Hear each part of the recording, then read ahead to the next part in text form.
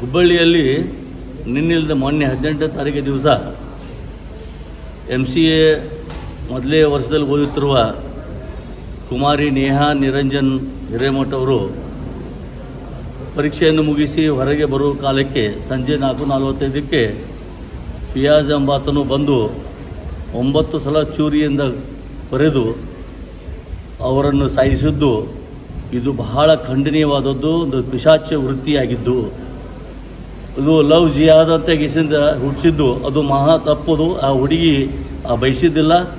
ಆ ಹುಡುಗಿಯ ಬಗ್ಗೆ ಕೂಡ ನನಗೆ ಪೂರ್ತಿ ನನಗೆ ಗೊತ್ತಿದೆ. ಅವರು ಒಳ್ಳೆಯ ಸಂಸ್ಕೃತ ಉಳ್ಳವರು. ಆ ಹುಡುಗಿ ಎಲ್ಲಿಯೂ ಕೂಡ ಹೊರಗೆ ಹೋಗ್ತಿದ್ದಿಲ್ಲ ಮತ್ತು ಮನೆಯೊಳಗೆ ಎಲ್ಲ ಪೂಜೆ ಪುನಸ್ಕಾರ ಮಾಡಿಕೊಂಡು ಅವಳು ಎಲ್ಲ ಉಪವಾಸ ಇಂಥವು ನಮ್ಮ ಸಂಸ್ಕೃತಿಯನ್ನು ಪಾಲನೆ ಮಾಡ್ಕೊಂಡು ಹೋಗ್ತಾ ಹುಡುಗಿಯದು. ಆದರೆ ಇವನ ಒಂದು ಫೋರ್ಸಿಗಾಗಿ ಒತ್ತಾಯ ಮೇರೆಗೆ ಎಷ್ಟೋ ಸಲ ಹೇಳಿದ್ದು ಇದೆಲ್ಲ ಹಿಂದೆ ಬಿಡಬಾರಪ್ಪ ಅಂತ ಕಿಸಿಂದ ಮನೆಯವರು ಕೂಡ ಹೇಳಿದ್ರು ಅವ್ರಿಗೆ. ಆದರೂ ಕೂಡ ಪಿಶಾಚಿ ಯಾವುದನ್ನು ನೋಡದೆ ಆ ಒಂದು ಕುಮಾರಿ ಒಳ್ಳೆಯ ವ್ಯಕ್ತಿಯಾಗಿದ್ದಂತಹ ಒಂದು ಕುಮಾರಿ ಅವತ್ತು ಬಂದಿದ್ದು ಇದೊಂದು ಬಹಳ ಖೇದಕರವಾದ ಸಂಗತಿ, ಉದ್ದಟತನ ಆಗಿದೆ. ಅದಕ್ಕೆ ಈ ಒಂದು ದಿಶೆಯಲ್ಲಿ ನೋಡಿದರೆ ಒಂದು ಅವರು ಕುರಿ ಕೋಳಿ ಕೋದ ಹಾಗೆ ಈ ಅಮಾಯಕರ ಹಿಂದೂಗಳನ್ನು ಅವರು ಕೊಲ್ತಾ ಇರುವುದು ಇದು ಬಹಳ ಖಂಡನೀಯವಾಗಿದೆ. ಅದಕ್ಕೆ ಪ್ರಚೋದನೆ ಈ ಒಂದು ನಮ್ಮ ರಾಜ್ಯ ಸರ್ಕಾರ ನೀಡ್ತಾ ಇದೆ ಅಂತ ಅನ್ನಿಸ್ತಾ ಇದೆ.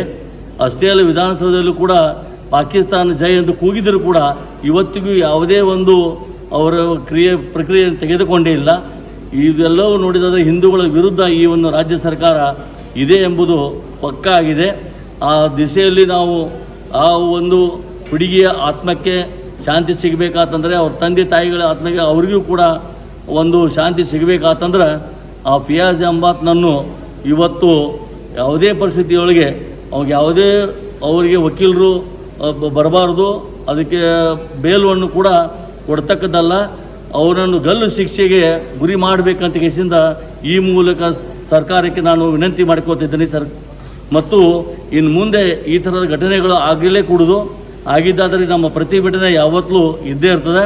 ಇದನ್ನು ನಾವು ಪೂರ್ತಿಯಾಗಿ ನಾವು ಖಂಡಿಸ್ತೀವಿ ಅಂತ ನಾನು ಈ ಒಂದು ಸಂದರ್ಭದಲ್ಲಿ ಹೇಳಿ ಬಯಸ್ತಾ ಇದ್ದೇನೆ. ಈಗ CM ಅವರೊಂದು ಹೇಳಿಕೆ ಕೊಡ್ತಾರೆ ರೀ, ಆಮೇಲೆ DCM ಅವರೊಂದು ಹೇಳಿಕೆ ಕೊಡ್ತಾರೆ, ಗೃಹ ಮಂತ್ರಿಗಳು ಒಂದು ಹೇಳಿಕೆ ಕೊಡ್ತಾರೆ ಸಂಬಂಧ ಇಲ್ಲ ಅಂತ. ಅವರು ಕೊಡ್ತಾ ಇರೋದು ಅದೇ ಹೇಳ್ತಾ ಇರೋದು. ನಾನು ಅವರು ಕೊಡ್ತಾ ಇರೋದು ನೋಡಿದರೆ ಪೂರ್ತಿ ಮುಸ್ಲಿಮರನ್ನು ಪ್ರೊಟೆಕ್ಟ್ ಮಾಡ್ತಾ ಇದ್ದಾರೆ. ಅವ್ರ ಬಗ್ಗೆ ಅವ್ರಿಗೆ ಬಹಳಷ್ಟು ಕಾಳಜಿ ಇದೆ. ಅವರಿಂದ ಆರಿಸಿ ಬರ್ತಾ ಇರ್ತಾ ತಿಳ್ಕೊತಾ ಇದ್ದಾರೆ. ಈ ಒಂದು ಬೃಹತ್ ರಾಷ್ಟ್ರ ನೋಡಿದರೆ ಇವತ್ತು ಇಡೀ ವಿಶ್ವದಲ್ಲಿಯೇ ಏಕೈಕ ಹಿಂದೂ ರಾಷ್ಟ್ರ ಇದು. ಹಿಂದೂ ರಾಷ್ಟ್ರಗಳಿಗೆ ಹಿಂದೂಗಳಿಗೆ ಸಂರಕ್ಷಣೆ ಇಲ್ಲದಂತಾಗಿದೆ. ಆದರೆ ಇವತ್ತು ನೋಡಿದರೆ 10 ವರ್ಷದ ಹಿಂದೆ ನೋಡಿದಾಗ ನಾವು ಹಿಂದೂ ಅಂತ ಅನಿಸ್ಕೊಳ್ಳೋದು ಬಹಳ ಒಂದು ಧೈರ್ಯ ಇದ್ದಿದ್ದಿಲ್ಲ ಯಾರಿಗೂ. ಆದರೆ ಈ ಒಂದು 10 ವರ್ಷಗಳಲ್ಲಿ ಅದನ್ನು ಮೆಟ್ಟಿ ನಿಂತು ಇವತ್ತು ಕಾಶ್ಮೀರದಲ್ಲಿ ಕಲ್ಲು ಒಗೆದಾಗಲಿ ಏನು ಮಾಡೋದು ಒಂದು ಜಗಳಾಡೋದಾಗಲಿ ನಿಂತು ಬಿಟ್ಟಿತ್ತದು.